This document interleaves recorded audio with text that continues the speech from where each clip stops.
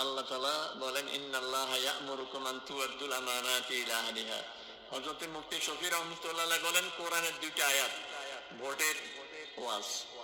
এক হইল যে মান ইয়াশফা শাফাআতান হাসানাতান ইয়াকুন লাহু নাসীবুম মিনহা, ওকে দিয়ে দিলেন। ওই লোক যত গুনাহ করবে সব গুনার দায় দায়িত্ব আপনার ঘাড়ে আসবে। এই জন্য উনি বলেন যে ভোট একটা সুপারিশ।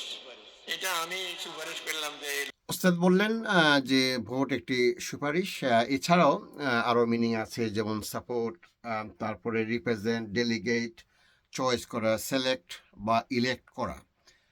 তো আমরা অনেক কিছু বলতে পারি, কিন্তু যে বিষয়টি আমরা একেবারেই বিস্তারিতভাবে, বিশদভাবে কিংবা আরও গভীরভাবে আলোচনা আনি না, যে আপনি যে ভোট দিচ্ছেন দল, ব্যক্তি এবং প্রতীক ব্যক্তি রেখে এই ভোটটি আপনার কোথায় যাচ্ছে, কোন সিস্টেমে যাচ্ছে, সেটি কখনো আলোচনা করি না। আর দলিল ছাড়া কতক্ষণ কথা বলবেন? যে ভোটের দলিল হচ্ছে রাসূল সাল্লাল্লাহু আলাইহি সাল্লাম যখন মদিনাতে বিভিন্ন কওমের লিডারদেরকে ডাকালেন, তখন সেখানে উল্লেখিত হলো ফাআরাফনা 12 রাজুলা মা কুল্লি মিনহুম উনাস, যে এই সমস্ত কওমদের পক্ষ থেকে 12 জন, প্রত্যেক কওমের পক্ষ থেকে একজন করে লিডার নির্বাচিত করে রাসূল সাল্লাল্লাহু আলাইহি ওয়াসাল্লামের সামনে রিপ্রেজেন্ট করার জন্য আনা হয়েছে। তো ভোট ইটসেলফ কোনো নাজায়েজ আমি নয়, আমি জায়েজ ব্যাপারে এই মত দিচ্ছি, কিন্তু যখনই কোনো মুজতাহিদ তার ইজতিহাদ করবে যে এই ভোটটি যাচ্ছে কোথায়, অর্থাৎ আপনি বাজারে যাচ্ছেন, বাজারে যাওয়া কোনো অন্যায় না, কিন্তু আপনি বাজারে গিয়ে যদি আপনি মাদক দ্রব্য কিনেন, বাজারে গিয়ে যদি আপনি হারাম কাজ করেন, সেটি হবে আপনার জন্যে বিষয়। অনুরূপভাবে ভোট আপনি কাকে দিচ্ছেন, কোন ব্যক্তিকে দিচ্ছেন, কোন দলকে দিচ্ছেন, কোন প্রতীকে দিচ্ছেন, ইটস নট এ ম্যাটার।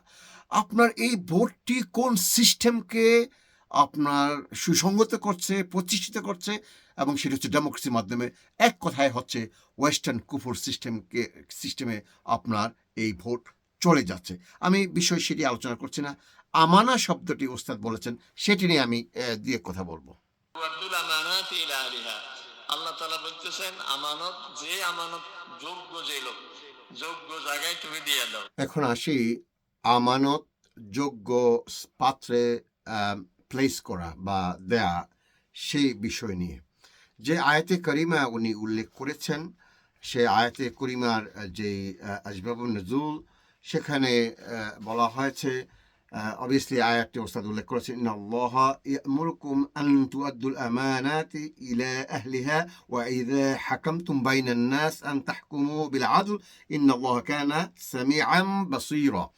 এই যে আয়াতে করিমা নাজিল হয়েছে যখন রাসূল সাল্লাল্লাহু আলাইহি ওয়াসাল্লাম ফতে মক্কায় কাবা শরীফে প্রবেশ করেন, সেখানে কাবার যে চাবিটি ছিল কার কাছে? ওসমান বিন তালহা, তখনও উনি মুসলমান হননি। আর এর আগে কিন্তু রাসূল সাল্লাল্লাহু আলাইহি ওয়াসাল্লাম কাবাতে প্রবেশ করতে উনিই দেননি। যখন চাবিটি ওসমান ইবনে আফফান রাদিয়াল্লাহু তাআলার কাছে নেওয়া হয়েছিল, তখন রাসূল সাল্লাল্লাহু আলাইহি ওয়াসাল্লাম এই আয়াতের কারণে নির্দেশ করলেন এটি ওনার হাতে যেন ফিরিয়ে দেওয়া হয়। তাহলে দেখুন যে এই আমানা হতে হলে কতগুলো শর্ত রয়েছে।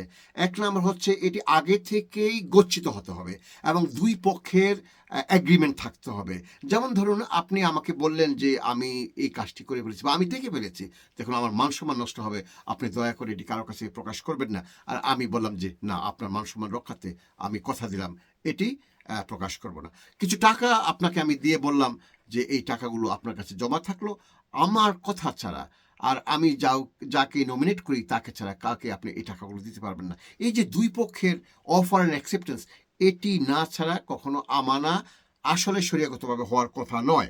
আচ্ছা, এখন সেটি কি আসলে ভোটের মধ্যে আছে কিনা সেটি দেখব, কিন্তু আমানা এমন একটি সিরিয়াস বিষয়, এটি দুনিয়াতে এবং আখিরাতের ইমপ্লিকেশন রয়েছে। রাসূল সাল্লাল্লাহু আলাইহি সাল্লাম বলেছেন যখন এমনই সিরিয়াস ব্যাপার যে এই আমানা কখনোই আপনি খেয়ানত করতে পারবেন না, you can't breach the trust, এই এই আপনার যে বিশ্বাস সেটাকে ভঙ্গ করা যাবে না। আদ্দিল আমানাতা ইলা মান ইতামানাক ওয়ালা তাখুন মান খানাক, অর্থাৎ যখন এটি আমানা দুইজনের মধ্যে আপনার অ্যাগ্রিড হবে, যদিও সেই ব্যক্তি আপনার আমানা অন্য কোনো বিষয়ের উপরে ভঙ্গ করে, কোনো অবস্থাতেই আমানত ভাঙা যাবে না। এই কথা রাসূল সাল্লাল্লাহু আলাইহি ওয়াসাল্লাম অত্যন্ত ক্লিয়ারলি উল্লেখ করেছেন। আরেকটি হাদিসে এসেছে যে লা তুওয়াদ্দান্নাল হুকুকু ইলা আহলিহা, অর্থাৎ যেই অধিকার, এটি অবশ্যই আল্লাহ সুবহানাহু ওয়া তাআলা কিয়ামতের দিন অবশ্যই সেই তার হকটি ফিরিয়ে দেবে। তাহলে দেখুন আমানা শব্দটি কতটা সিরিয়াস ব্যাপার। সেখানে ভোটকে আমানা বলতে আমার যথেষ্ট হ্যাসিটেশন হচ্ছে, এবং এটি আমি মনে করি ভোটের বেলায় প্রযোজ্য নয়। কারণ এটির মধ্যে দুই পক্ষের কোনো অ্যাগ্রিমেন্ট নেই, রক্ষা করার কোনো আপনার অফার অ্যান্ড অ্যাকসেপ্টেন্স নেই। ভোট একটি আরোপিত, ইম্পোজ করা হয় রাষ্ট্র থেকে। কে কাকে ভোট দিবে না দিবে রাষ্ট্র নির্ধারণ করে দেয়। আর সেই রাষ্ট্রের মূল শক্তি হচ্ছে ওয়েস্টার্ন যেই ব্যবস্থাপনা, শরীয়তের সাথে আদৌ কোনো সম্পর্ক নেই। সেই রাষ্ট্রের যে মূল ভিত্তি হচ্ছে western ruling system, western judiciary system, western constitutional system, western cabinet system, western executive system, everything. সেখানে আপনার ভোট যাচ্ছে, আর সেটিকে আমানা বলবেন না। আমি কোনো অবস্থাতে এটা এগ্রি করতে পারি না। কারণ এই আমানা যদি আপনি বলেন, সেটির দুই পক্ষ থাকতে হবে। এই আমানা যদি হতে হয়, সেটা ইসলাম থেকে আমানা হতে হবে। আপনার জীবন দিয়ে হলে সে আমানা রক্ষা করতে হবে। ভোট কখনো আপনার কাছে ইসলাম থেকে আসে না। ভোট কখনো আপনার কাছে এই আসে না এই জন্য যে শরিয়া প্রতিষ্ঠা করা হবে। ভোট কখনো দেওয়া হয় না শরিয়া থেকে, না, এটি যায় শরিয়ার কাছে। এটি যায় সম্পূর্ণরূপে একটি ভিন্ন সিস্টেমের কাছে। এটি বিজাতীয়, বিধর্মীয়, ইসলামিক আদর্শ বিরোধী সিস্টেমে এটি জমা হয়। তাহলে কালকে ভোট দিন, দিতেই থাকুন। এই কথা বলা ছাড়া আর কিছু আমার বলা নেই। আসসালামু আলাইকুম ওয়া রাহমাতুল্লাহি ওয়া বারাকাতুহু।